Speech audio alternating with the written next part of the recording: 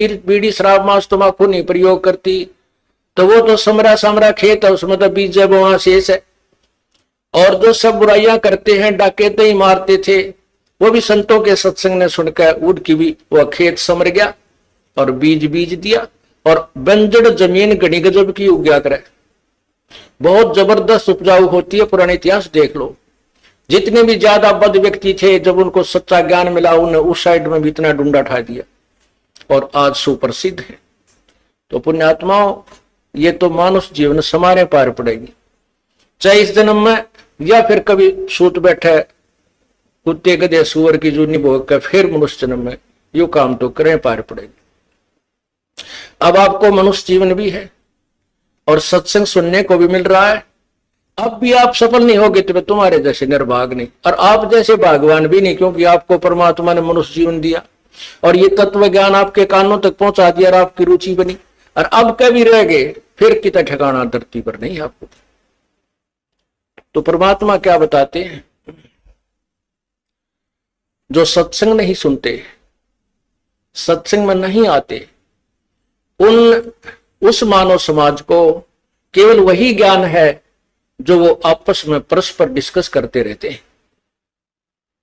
उससे बाहर की कोई बात उनको ध्यान में लाने की चेष्टा करता तो उनको स्वीकार्य नहीं होती, तुरंत रिजेक्ट कर देते। सत्संग में तो पाखंडी लोग जाते हैं, सत्संग में तो ऐसे व्यक्ति जाते हैं और वो सारी बुराई करें, किसी की बहन बेटी तक तो छोड़ने को ना, पड़ोसी का धन लूट लिया, वो भी सत्संग में आने वालों को बुरा बताते हैं। ये उनको सत्संग में ना आने के कारण ऐसी धारणा बन जाती। तो परमात्मा कहते हैं, राम नाम कड़वा लगे,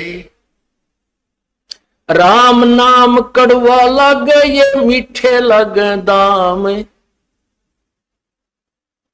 दुविधा में दोनों गए, भाई माया मिली ना राम। एक समय की बात है, जब हम इस मार्ग पर लगे ही लगे थे और विशेषकर ऐसी घटनाओं को ऊपर विशेष दृष्टि जाती थी, आत्मा में ठेस पहुंचती थी। एक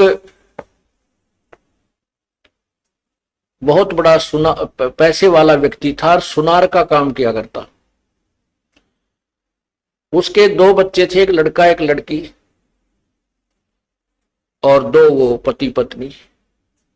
लड़की का ब्याह करना था, लड़की का, और उसके पास इतना पैसा था गिनती नहीं। लड़की